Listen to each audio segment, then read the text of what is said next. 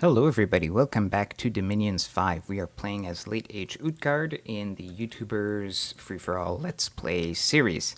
It has been a few weeks since I've been able to record, and in fact, like an idiot, I started recording again, and I loaded up the last episode, and it started on turn 25, so I was like, okay, I should do turn 26, and then I recorded like 20 minutes of turn 26 and 27, and then I saw the fight last turn between Man and Midgard, the one that Man loses. And I was like, wait a minute, I think I talked about this again.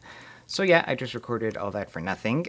This time, I went back and watched most of the episode, and I know that I'm in fact on turn 28.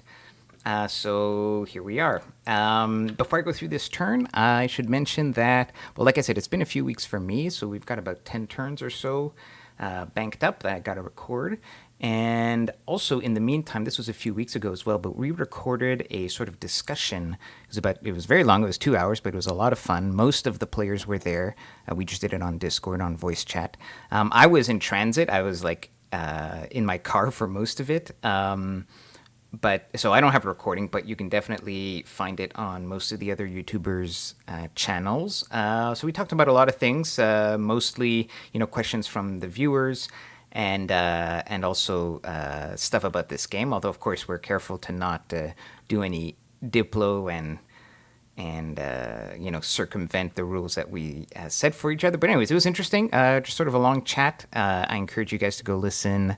I'm pretty sure most of the other guys have it, but I will not be uploading it because I don't have a recording.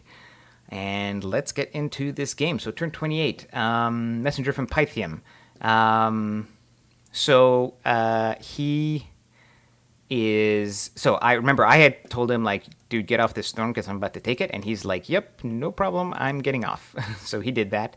I had the option of going in right away with my thugs last turn, but I did not do that in case Pythium decided to stick around. So we're cool with Pythium. He moved off, and now I think next turn, this must be one of the turns. So I've been playing on different computers, so this might be a turn where obviously I don't have the completed orders here. These guys are all on defend, and I didn't stale, so I must have the attack scripted. So we won't see the actual things that I scripted for here, but we can go through the turn anyways. Diplomacy from Man. Yeah, so he's saying, whoops, we lost.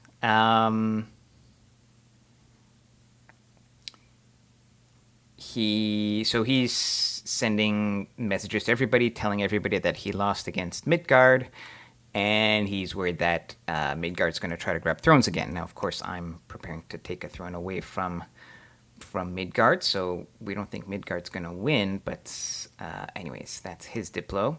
And then Micklin is just saying, don't worry about the troops on your border, they're just dealing with raiders. And he means 8 vampires from Ulm. So Micklin is fighting Ulm. But Late Age Ulm is a very powerful nation, but they're kind of in a vulnerable position in the early mid-game as they try to get their blood economy going. And Micklin has a very strong early game build with a crazy bless. So I'm pretty much sure that Micklin is going to win this fight between them. So here's a small example of that, because even though, yeah, he has vampire counts, but without the proper spells and without any gear, looks like he's just skele spamming. But he has like flying dudes who just go attack rear, and especially because these guys are susceptible to fire, and they have, oh no, these guys don't have a fire attack. Some of the devils, oh, they're just imps. I thought he had devils. Slaves. I don't know what's going on here, but oh yeah, he's got some sacreds in there. Yeah, anyways, it's not enough. So, the thing is, this doesn't kill the vampires because they're immoral, so they just keep coming back. So it sure is annoying. Here we lose a werewolf because we're idiots, and we sent him against barbarians. And barbarians hit hard, and this guy did not have a shield. So this is how not to do things. So he has, although he has like pierce and slash resistance, He doesn't have huge protection. He has 14 protection. It's going to do half. Now watch how much he takes from barbarians. Barbarians do 24, and some of them have mauls. So watch this. Chomp, chomp, chomp, chomp, chomp, chomp, chomp. So you can't take con barbarians unless you have a fine shield, or some way to not. I mean, this is way too much damage. 29 damage. So that was dumb. Lessons were learned. Okay. Little fights here. Oh, my scout just gets found. I must have pinged by accident. Battle in so Man itself, like his capital, he has a night event there, which is unfortunate. And not much else here. Construction here is complete. So we've got our fort. We got our palisades. We're upgrading to a fort. We built the lab. I'm not bothering to site search because better site searchers are going to come here soon anyways, so might as well get the research turns in. We lost one of our mercs, which is fine. That's pretty much it. We got some more blood slaves. Yeah, I don't have all the actions scripted for this turn, like I said, so I forget the details of what I did. I'm sure I attacked here. Let's see if this is scripted at all. I think I talked about the script already, but we've got slaves, and we're doing anti-magic. I don't think he has much here, but you never know. Relief, rigor mortis, and whatever. So let's just load up the next turn right away, because I'm not sure what all these guys were doing, and they were probably, I don't know. Let's see. Let's just load up. So this is 28. Let's load up 29. Turn 29. Okay. Oh, I didn't check what I had sent as Diplo. That's fine. Let's see. So Man is sending more messages to everybody who's not Midgard.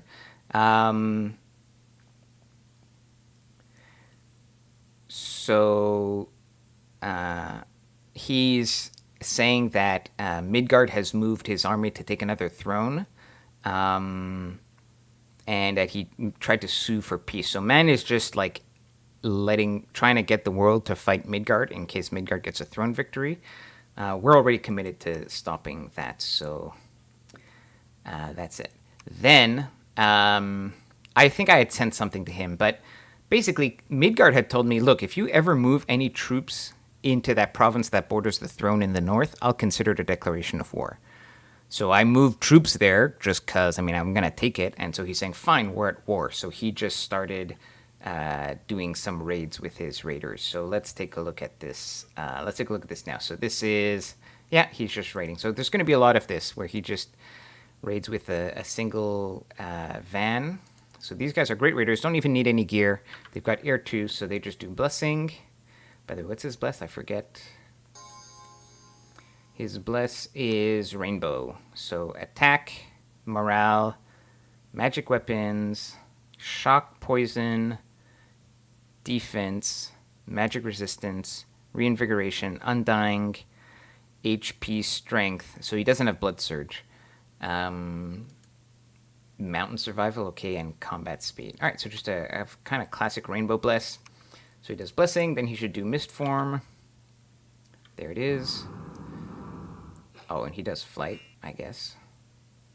Holy Avenger, sure, why not? Because he's holy too. And then attack rear. Pop. So yeah, it's not worth putting PD to. No PD is going to beat this. And they're elves, right? So they are glamour. So it's like impossible to stop these raids. We'll talk about how we're going to deal with that in a moment. So he's advancing on Man. This is just PD, not worth watching. Same thing here. Here we attack his PD on top of the fort. Somehow we lose a sacred, but whatever. We didn't spend any gems here, so that's fine. And nothing interesting here. Man clears out the knights. That happened last turn. And that's it. Obviously, we popped the fort the first turn because we've got a bunch of giants. What happens here? Oh, we still have these are the barbs that took over our fort, and I tried to clear them with a guy without a vine shield and failed. So what am I sending this time. Apparently I'm sending this. Oh, well, I'm actually sending troops, so we'll just clear them off with a bunch of Sacred Giants, so that works too. Okay, and it looks like we have... All right, so a few things are happening. So first of all, oh, no, wait, maybe this is... Yeah, okay. So this little thug, who doesn't have a shield, I just gave him 2 Flesh Eaters. So this is... When you're raiding like this, you just put like 1 PD in here. So if the van who's raiding here moves away, which it almost certainly will, then... and goes to raid somewhere else, I'm just reclaiming my province, right? And this is more than enough to deal with PD. If I do fight the van, I'm hoping dual-wielding Flesh Eaters is... whatever, it's cheap. They're very cheap for me. This guy Berserk, so he's going to have decent attack skill. These are magic weapons. And dual-wielding with quickness is a lot of attacks per turn. I've got a pretty good chance to lower his defense enough that I can hit him. And more importantly, he's not putting any magic weapons or like a serious... I don't mean it, but... sorry, I'm saying on his vans aren't equipped with any magic weapons. It's not the fact that the weapons are magic per se. It's just the fact that he just has whatever basic... Like, let's look at the attack potential for these guys. Just so you see what I mean. Like, they don't hit hard. Okay, they hit like whatever 19, 13, 15 with a okayish attack skill. That's actually not enough to kill one of these guys when he's blessed and with the regeneration. So defensively, I'm safe. I don't need a shield, and a Vine Shield isn't going to do that much against a thug anyways. So this, if his van happened to be there, this would probably kill him. So that's what we're doing. And we're clearing the barbarians with the giants. Now here, we should be storming the castle. So let's look. I don't think the script has changed much. But let's look at it here. So we have giants everywhere. Giants. I mean, this is kind of overkill. I think he only has some Ichthyod warriors here.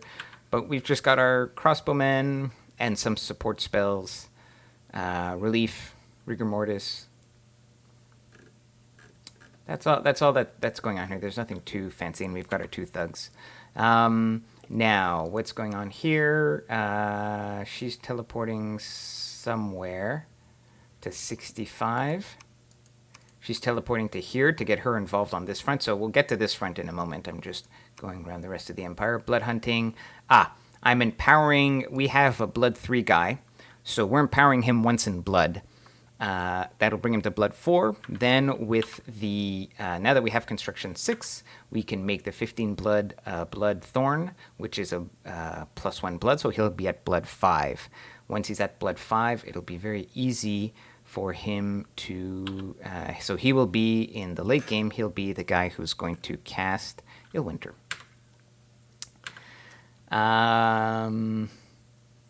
So that's that. Research.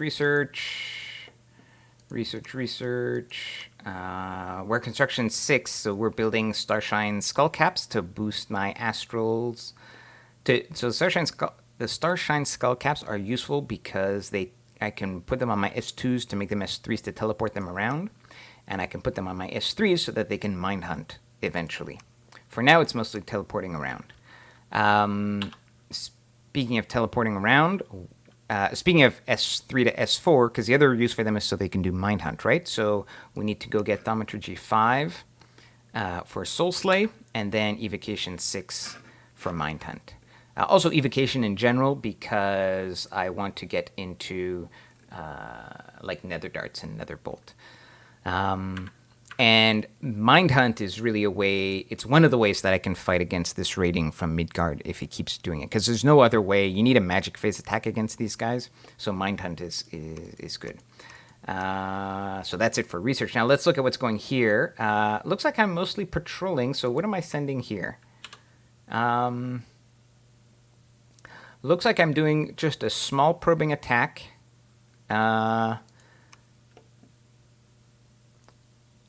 Yeah, so he's got most of his army down here, and I just want to set up the territory, set the field, set the conditions here for me to be in a good position.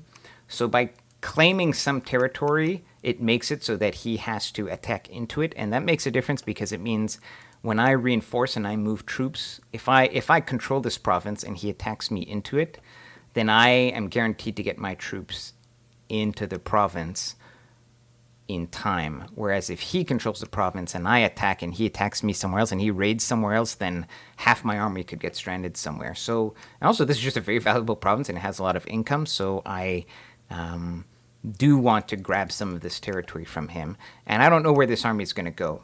If he goes to fight Man, then I'm free to take some territory. But if he moves up north, then I'll know I have a big fight on my hands. For now, we are also patrolling here because I suspect there's no fancy scripting here, but sometimes you can try to raid on top of a castle just to stop production. So in case he does that, we're just going to patrol. And that is basically it for this turn. And I think that's going to be it. Well, it'll be a short episode, but that's good enough. We'll load up the next turn in the next episode. So I think that's it for now. Sorry for the long time between episodes, but I'm hoping to record a few more today and get myself mostly caught up to the present. So I'll see you guys in just a bit. Take care.